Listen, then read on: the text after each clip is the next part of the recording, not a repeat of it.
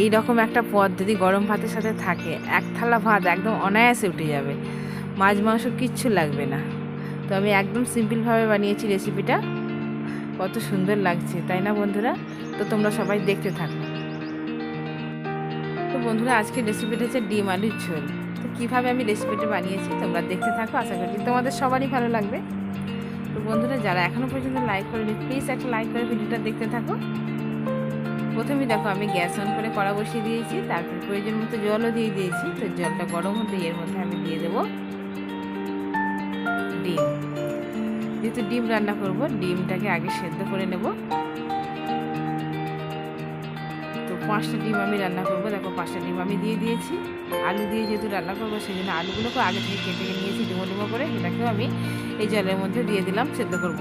যেহেতু তাড়াতাড়ি যাতে রান্না হয়ে যায়, সেই জন্যই আমি এটাকে হালকা করে সেদ্ধ করে নেব। তো তারপরে দেখো এর মধ্যে আমি অল্প পরিমাণে একটু নুন দিয়ে এটাকে চাপা দিয়ে দেবো। তো 5 মিনিট পর আবার আসছি, তোমার সঙ্গে থাকো। তারপরে বন্ধুরা দেখো আবার চলে এসেছি। তো ডিম এখনও সেদ্ধ হয়নি, কিন্তু আলুটাকে তুলে নিতে হবে। আলুটা হালকা মানে সেদ্ধ হয়েছে, তো আলুটাকে এবার তুলে নেবো। কিন্তু তাড়াতাড়ি রান্না করার জন্য এটাকে আমি একটু সেদ্ধ করে নিলাম। তোমরা কি কেমনভাবে করো আমি জানি না, আজ আমি এইভাবে করি। তো তোমাদের সাথে ভাবলাম একটু শেয়ার করি আছি, তোমাদের হয়তো অনেকের কাজে লেগে যেতে পারে।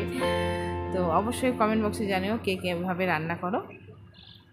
আমি তো বেশিরভাগ টাইম ডিম এইভাবেই রান্না করে নিই, যাতে তাড়াতাড়ি হয়ে যায়। দেখো আলুগুলোকে সব তুলে নিয়েছি, আর ডিমটাও মানে 5 মিনিট ফোটানোর পর সেদ্ধ হয়ে যাবার পর ডিমের খোলা ছাড়ানো হয়ে গেছে।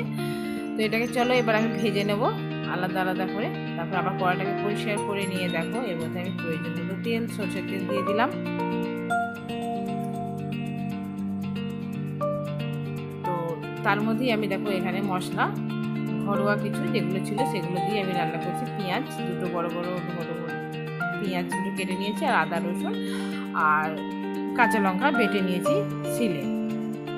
এটা দিয়ে আজকে আমি রান্না করবো ডিম আলুর ঝোল। তারপরে দেখো তেলটা গরম হতেই তো ডিমগুলো দিয়ে দিলাম তেলের মধ্যে। চলো একে একে করে ভেজে নেবো। তারপরে এর মধ্যে প্রয়োজন মতো একটু হলুদ দিয়ে দিলাম, যাতে কালারটা বেশ ভালো লাগে, ডিমটা দেখতেও ভালো লাগে। সেই জন্য আমি একটু হলুদ দিয়ে দিলাম। চলো, এক হাতে মোবাইল আর এক হাতে খুন্তি, তো ভীষণই অসুবিধা হচ্ছে, তোমরা ম্যানেজ করে নিও। তারপরে দেখো আলুগুলো ভেজে নেবো। এবার চলো এই তেলের মধ্যেই, তেল আর দিইনি, ওই তেলেতেই হয়ে যাবে। তো এইভাবে আমি বেশিরভাগ টাইম ডিম আলুর ঝোল করে থাকি। তো তোমরাও কেমনভাবে করো আমাকে কমেন্ট বক্সে অবশ্যই জানিও বন্ধুরা। তারপরে এর মধ্যে প্রয়োজন মতো আমি নুন দিয়ে দিলাম।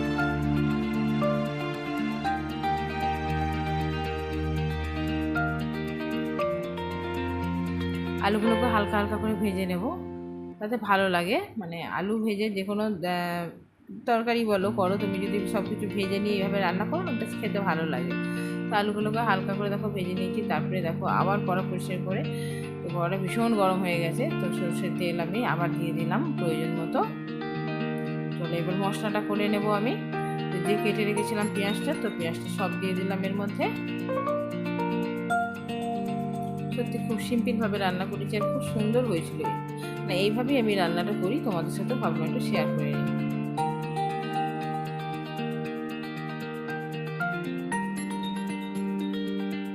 আর সর্ষের তেলের রান্না তো একদম লাজবাব, কি বলবো, দারুণ হয়। আর বেশিরভাগটাই আমি মানে ভাজাভুজি করলে সাদা তেল দিয়ে করি, আর তরকারি করলে আমি সর্ষের তেল দিয়েই করি। আর যে আদা রসুনের পেস্টটা রেখেছিলাম সেটাও আমি এর মধ্যে দিয়ে দিলাম। আদা রসুন আর কাঁচা লঙ্কা একবার আমি শিলে আমি বেটে নিয়েছিলাম। তারপরে হলুদ, জিরে, ধনে মশলাটা দিয়ে দিলাম। চলো ভালো করে এটাকে কষে নিতে হবে, তবে তরকারি টেস্টটা হবে, তাই না? তোমরা সঙ্গে থাকো, দেখতে থাকো। আর অবশ্যই কমেন্ট বক্সে জানিও তোমরা কেমন হচ্ছে আমার এই রেসিপিটা। একদম দুর্দান্তই হয়েছিল, খুব ভালো হয়েছিল। আমার বর যেহেতু সকালবেলায় আমি রেসিপিটা বানিয়েছিলাম, যেহেতু কাজে যাবে, খেয়ে মানে কাজে গিয়েছিল, তো বলেছিল আমাকে খুব সুন্দর হয়েছিল। তারপরে দেখো মশলাটা হয়ে গিয়েছিল। আলুটা দিয়ে দিলাম।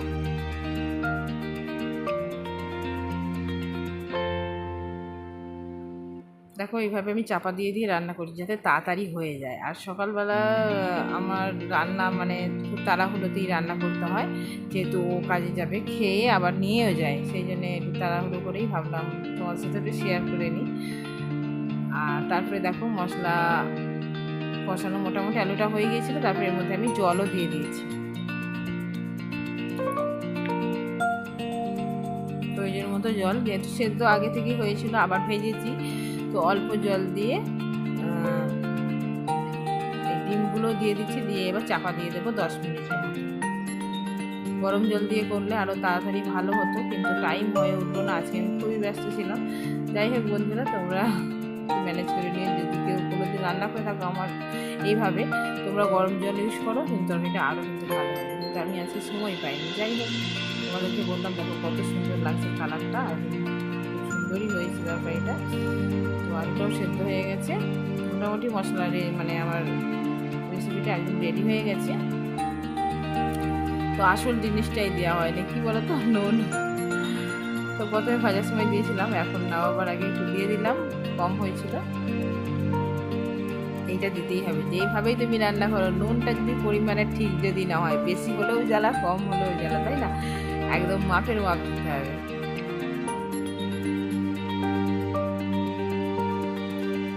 দেখো মোটামুটি রেডি হয়ে গেছে। তারপরে এর মধ্যে আমি গরম মশলা আমি বাড়িতেই পেস্ট করে রাখি সব কিছু, তো সেটা এর মধ্যে দিয়ে দিলাম।